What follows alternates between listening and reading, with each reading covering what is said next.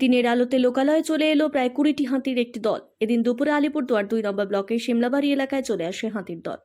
বক্সা ব্যাঘ্র প্রকল্পের জঙ্গল থেকে হাতির দল লোকালয়ে প্রবেশ করে বর্তমানে হাতির দল শিমলাবাড়ি এলাকায় একটি সেগুন বাগানে আশ্রয় নিয়েছে।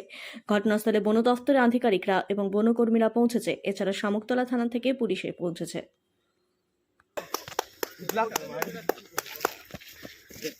হ্যালো আর তো রাখাও না যেটা বলছো ওরা বসো না